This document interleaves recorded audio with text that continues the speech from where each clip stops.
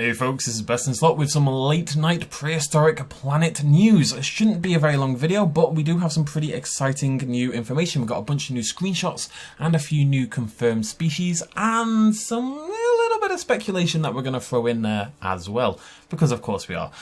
So what we got, thanks to Apple TV, is a series of new screenshots basically attributed to each individual title, each individual episode. There's going to be 5 episodes, so we've now got an episode description giving us location and a general gist of the story that's going to take place, and a few of those include confirmation on some species. This one is probably the biggest of the bunch, this ELASMOSAURID from the trailer that none of us could really identify. We knew it wasn't a few things like, say, Executive, but we weren't sure what it was. And actually, out of left field a little bit, I don't think I saw many suggestions for this, but as you can see, if you look at the bottom here, oh, I should mention this episode is called Coastal, by the way. All the episodes seem to be biome themed. This is a TUARANGISAURUS. I'm probably butchering that. This is a TUARANGISAURUS, and she's in distress. Her young calf can sense it as she travels waters that are home to the ocean's deadliest predators. Dramatic voice. So, TUARANGISAURUS, as it happens, is a New Zealand elasmosaurid. New Zealand not very much known for the dinosaurs and the terrestrial life, but very much for a lot of aquatic species, as you'd probably kind of expect. Not only is this screenshot fantastic, we get a much better close-up look at our Tuarangi. You know, we can see the detail on the skull there. She looks absolutely beautiful. She really does. She's very majestic. And the calf, I'm going to highlight it in case you can't see it somehow, but the calf is absolutely adorable. We did get a little glimpse of this little guy in the trailer, of course, but the way it's folding in on itself in kind of this playful, joyful sort of manner, at least that's the impression that I get. It's super cute to see, and I really like, again, I think I've mentioned this quite a few times, but I love the emphasis on behaviours other than hunting and fighting and stuff like that, because, you know, we see that in every dinosaur documentary all the time. It's nice to see a focus on general other behaviours. The interesting question about this calf is, I saw some suggestions that it was an albino variant, basically. Personally, I feel like this has probably just been born like this, and you know, we see with a lot of animals where they're born in a very different colour than their parents, and then as they grow up, the colour tends to dim a little bit, or it gets brighter in certain spots, or whatever. They lose colour or gain colour, yada yada yada. They lose pattern, gain pattern. There can be a fairly dramatic change from infanthood to adulthood, and I suspect personally that's the case here, that this is not albino, this is in fact just the colour the infants are born as, but we'll have to wait and see for sure. Either way, the interesting thing about this, of course, is that we could then speculate further based on knowing that we're going to be here in New Zealand. Now, it's worth mentioning, I'm going to hedge my bets on this very soon, but let's go with it for just a second, okay?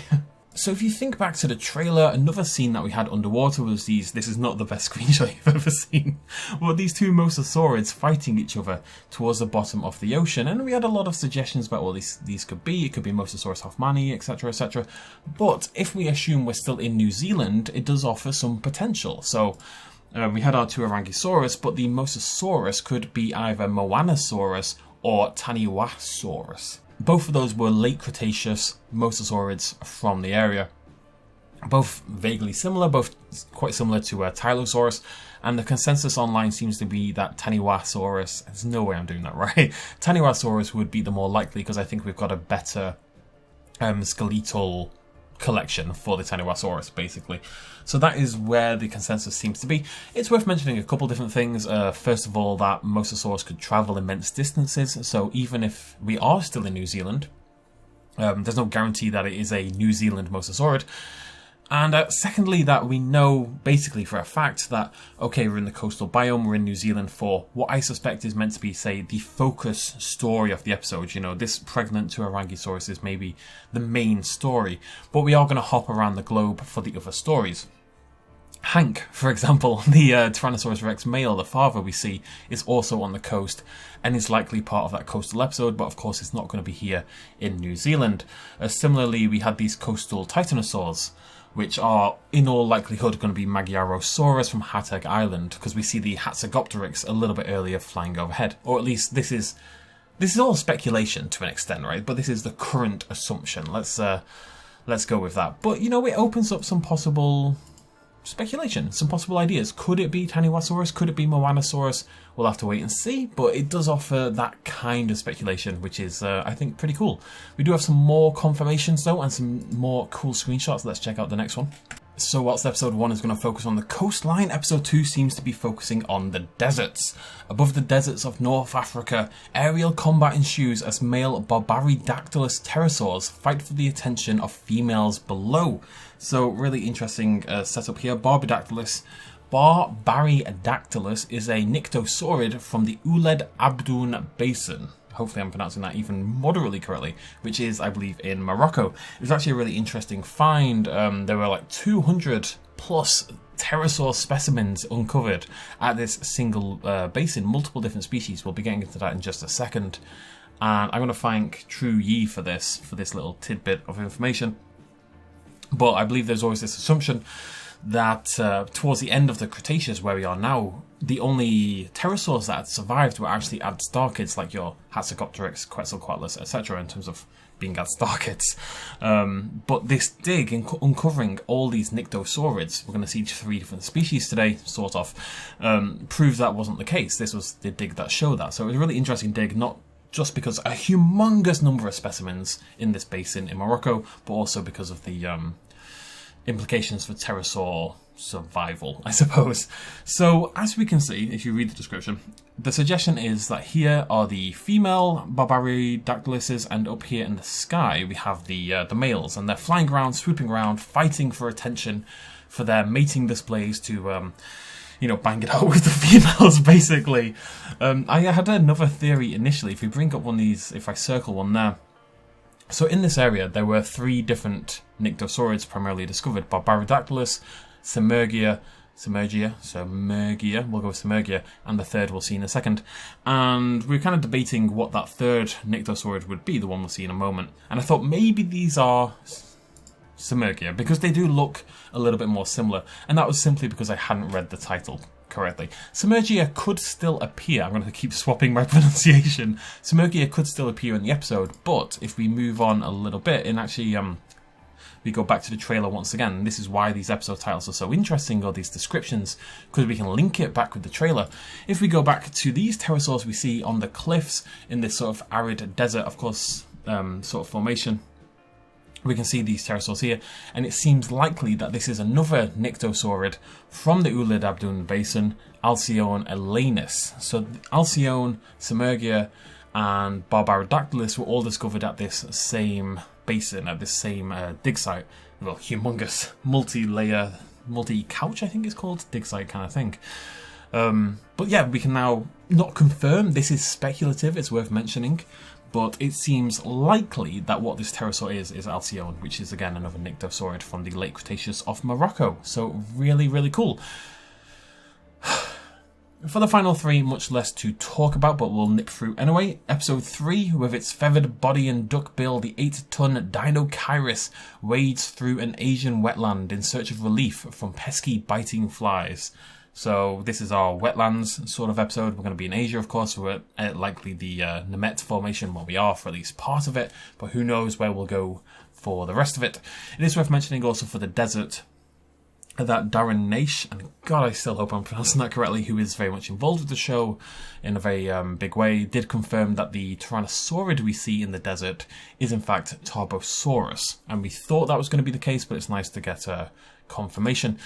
Episode 4, within the snow-covered forest, a tense standoff develops between ancient rivals, Pachyrhinosaurus and Nanooksaurus. Now, whilst with the Dinocheirus we didn't really see anything new, this screenshot seems to be, to me at least, a lot clearer. We're getting a lot more detail on our dinosaurs. The Nanooksaurus, I think this is the first time we've really seen the colouring and the patterning on the head there, and of course much more detail on the phenomenal looking feathering we've got going across the back in this wild tundra, this Alaskan tundra. Okay, I had to take a break there and I've got no idea what I was talking about. But yeah, we can see lovely detail on the Nanooksaurus. We are here in Alaska.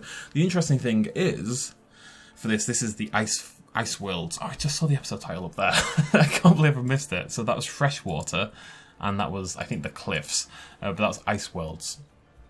The interesting thing is, this was not a common habitat, really. Now, we also see the Edmontosaurus, of course, that will be in the same sort of rough habitat as our Nanook and our Pachyrhinosaurus. But there aren't necessarily a ton of different sort of environments and different habitats we could be exploring in this episode. So I'm really curious to see either, is it, you know, well, what else have they discovered? What else are we going to be looking at? Or B, is there a much more... You know, maybe there's much more of a focus on the story of these two different species in that episode, interspersed with other things. I think that's generally speaking going to be maybe how these episodes work, in that, you know, this Dinosaurus, for example, would be the main story, inverted commas, but then we'll go to other freshwater scenes throughout the world. Like we saw the Tyrannosaurus Rexes actually in a freshwater sort of stream in the trailer as well. Of course, they're not going to be here in the same formation as the Dinosaurus, but we can hop around the globe and take a look at them. The final one then, although this is more likely to be the one with the Tyrannosaurus Rex, is the Forests episode, and it's so cute. A journey through an underground cave in North America. So, you know, turns perilous when a young Triceratops is separated from its mother. It's gonna kill me. If the young Triceratops does not survive, I'm going to be heartbroken. A friend of mine, the immensely talented Clam, helped animate this, or did animate this little guy, at least in the scene we see in the trailer. I might have to pry them from information because I'm terrified that the little trike is going to suffer at the end. But it is absolutely adorable. It's my favourite thing in the entire trailer. Triceratops was always my favourite dinosaur. And of course, in North America, Triceratops, this is more than likely, of course, where we're going to see the Tyrannosaurus Rex as well. We do actually see the Tyrannosaurus Rex with a dead Triceratops in one of the scenes, although it isn't the... maybe that's what happens to the young one, though. The mother dies and then the young gets separated. Oh no. Anyways, forests, North America, but of course we can again see forests from all over the globe. This video went on much longer than expected. I'm just very excited about this TV show. I really am. Cannot wait. Only a few weeks left to go, and we'll be doing discussions or live watches or something of all 5 episodes right here on the channel. Fantastic look there. Okay, I should mention the Pachyrhinosaurus. We can really see the eyes. They do seem to have a goat eye. Am I crazy? It looks like it's got a goat pupil. I love the splash of colour on the nasal boss there. I think that's fantastic looking as well. You can see how they're kind of, you know, there's one there, there's one there. This is, you know, they'll be doing their sort of herd defensive formation, and this one walks up to the front and is like, you know, back off, buddy boy. That's exactly what I did. The voice acting for the Pachyrhinosaurus. That is precisely what they sound like. Anyways, new species confirmed. Some lovely new screenshots. That's it from me. Hope you enjoyed the video. Throw me a like down below. If you have, stick around for some more Prehistoric Planet. Any new information I'll be bringing you right here on the channel. Immensely excited. Let me know what you're most excited for in the upcoming show. I'll see you lovely folks very soon. Cheers, much love as always. Bye-bye.